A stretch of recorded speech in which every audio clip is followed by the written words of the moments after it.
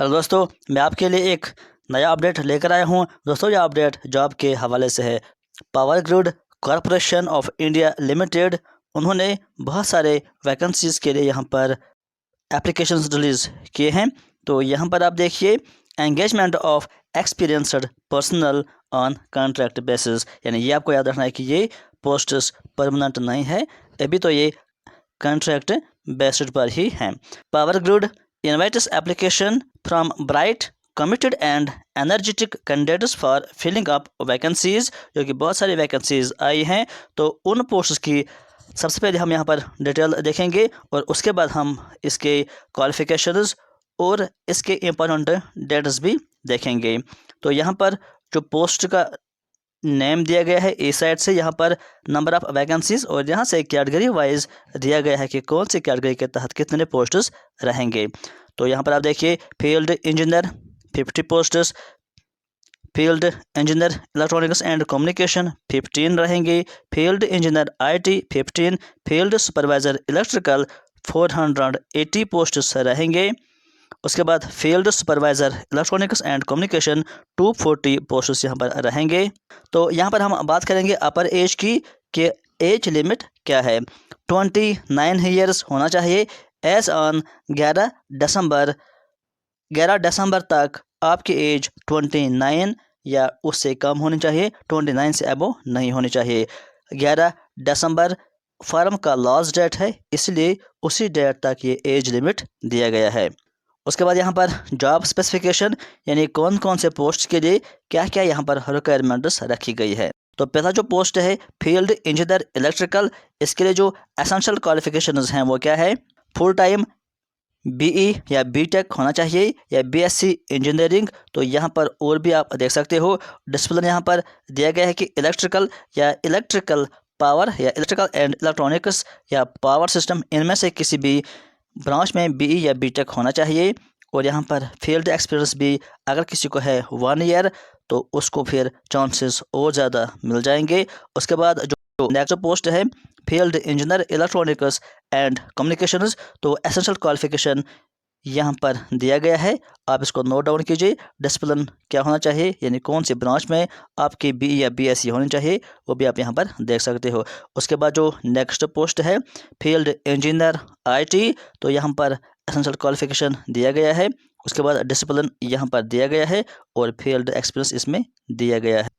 उसके बाद जो नेक्स्ट पोस्ट है FS इलेक्ट्रिकल, तो पहला एसेंशियल क्वालिफिकेशंस इसमें दिया गया है, फिर डिसिप्लिन इसमें दिया गया है, और उसके बाद फील्ड एक्सपीरियंस क्या होना चाहिए वो यहाँ पर लिखा गया है। आप वीडियो को पॉज कर सकते हो और अपने पोस्ट के हिसाब से आप देख सकते हो। उसके बाद जो नेक्स्ट पोस्ट है FS इलेक्ट्रॉनिक्स एंड कम्युनिकेशन, उसके लिए एसेंशियल क्वालिफिकेशन यहाँ पर दिया गया है और डिसिप्लिन यहाँ से दिया गया है, और उसके बाद फील्ड एक्सपीरियंस क्या होना चाहिए वो यहाँ पर दिया गया है। उसके बाद यहाँ पर कंपनसेशन बेनिफिट्स दिए गए हैं, ये उतना इंपॉर्टेंट नहीं है, इसको हम यहाँ पर लीव कर देंगे। उसके बाद यहाँ पर अदर बेनिफिट्स भी दिया गया है, तो ये भी ज़रूरी नहीं है इतने, आप इस चाहें तो इस नोटिफिकेशन को डिटेल पढ़ सकते हो। अब यहाँ पर बात करेंगे हम इम्पोर्टेंट इंफॉर्मेशन की। पहला जो पॉइंट दिया गया है कि engagement of the personal is purely temporary, ये पहले भी मैंने ऐसे कहा कि ये फ़िलहाल टेम्पररी है, तो 2 साल के लिए फ़िलहाल ये पोस्ट रहेंगे। उसके बाद चाहें तो ये एक्सटेंड हो सकते हैं और चाहे तो एक्सटेंड नहीं भी हो सकते हैं। और दूसरे पॉइंट में लिखा गया है कि जो कैंडिडेट्स इसके लिए अप्लाई करेंगे उनको पहले रजिस्टर करना होगा, जो कि ऑफिशियल वेबसाइट दी गई है। वो वेबसाइट आगे हम बात करेंगे उस पर कि कौन सी वेबसाइट है जहां पर आपको इसके लिए अप्लाई कर देना है। तो सबसे पहले हम यहाँ पर बात करेंगे सिलेक्शन प्रोसेस की, कि सिलेक्शन जो आपकी हो जाएगी तो किस बिना पर सिलेक्शन हो जाएगी। तो यहाँ पे लिखा है अलग अलग पोस्ट के हिसाब से कि कौन कौन से पोस्ट के लिए क्या क्या प्रोसेस रहेगा।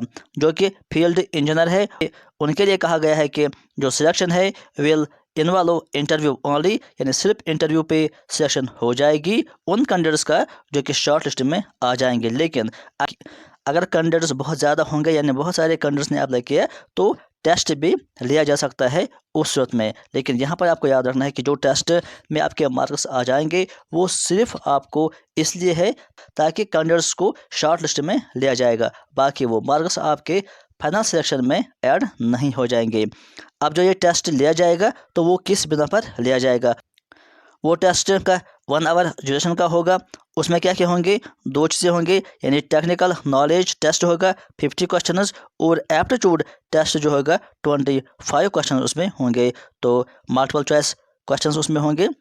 उसके बाद जो दूसरा पोस्ट है फील्ड सुपरवाइज़र, इसके लिए कहा गया है कि selection shall be made on the basis of scrutiny of applications with respect to eligibility criteria and desired experience, यानी जो भी क्वालिफिकेशन होगी या जितनी भी एक्सपीरियंस होगी उसी के बिना पर शॉर्ट लिस्ट उसका बन जाएगा। यहाँ पर भी अगर ज़रूरत पड़ी तो टेस्ट ले सकते हैं और टेस्ट में सेम प्रोसेस रहेगा जो अभी हमने बात की कि 1 आवर का टेस्ट रहेगा और उसमें टेक्निकल नॉलेज भी होगी और एप्टीट्यूड टेस्ट भी उसमें शामिल होगा। अब यहाँ पर हम बात करेंगे एप्लीकेशन फ़ीस की, जो कि पोस्ट है यानी फील्ड इंजीनियर इलेक्ट्रिकल है चाहे IT है, तो उसमें आपको 400 रुपीज़ फ़ीस पे करना होगा। जो कि फील्ड सुपरवाइज़र है, फिर चाहे वो इलेक्ट्रिकल है या E&C है, तो उनके लिए 300 रुपीज़ फ़ीस पे करना होगा। यहाँ पर लिखा गया है कि SC या ST या PWBD या एक्स सर्विसमैन है तो वो एग्जम्प्टेड है फ्रॉम पेमेंट ऑफ फीस, यानी उनको फ़ीस यहाँ पर कुछ भी नहीं पे करना होगा। हाउ टू अप्लाई, अब हम यहाँ पर बात करेंगे कि कौन सी लिंक है या कैसे आपको अप्लाई कर देना है। सबसे पहले आपको इस लिंक पर क्लिक कर देना है। दोस्तों इसको मैंने डिस्क्रिप्शन में भी डाल दिया है, आप डिस्क्रिप्शन में जाकर इस लिंक पर क्लिक करके बाकी स्टेप्स फॉलो करके फॉर्म भर सकते हो। जब आप इस लिंक पर क्लिक करेंगे उसके बाद आपको ऑप्शन आएगा कैरियर्स सेक्शन, तो उस पर आपको क्लिक कर देना है। वहाँ से आपको चूज़ कर देना है जॉब अपॉर्चुनिटीज़। उसके बाद आपको क्लिक करना है ओपनिंग्स पर, उसके बाद एग्जीक्यूटिव पर, और उसके बाद आपके सामने जो फार्म आ जाएगा वहाँ पर आपको रजिस्टर करना होगा और उसके बाद फार्म भी फिलअप कर देना होगा।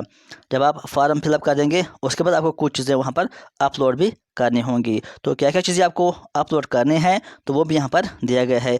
एक तो सबसे पहले आपको अपना फ़ोटोग्राफ अपलोड करना होगा, उसके बाद आपको अपना साइन भी अपलोड करना होगा, साइन के बाद आपको अपना DOB अपलोड करना होगा PDF के फॉर्म में।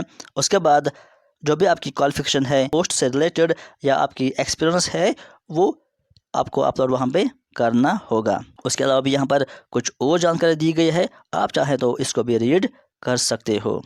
तो जब आप ये फार्म भरेंगे उसके बाद आपको फ़ीस भी पे करना होगा, जो कि आपको ऑनलाइन ही फ़ीस पे करना होगा।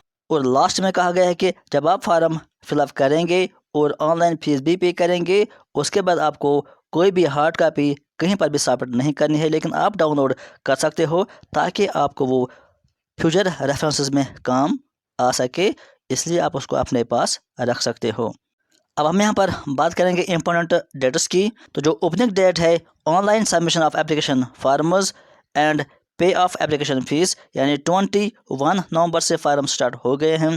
क्लोजिंग डेट जो है online submission of application and online payment of application fees, यानी ऑनलाइन फार्म भरने का और ऑनलाइन फ़ीस पे करने का जो लास्ट डेट है वो 11 दिसंबर रहेगा।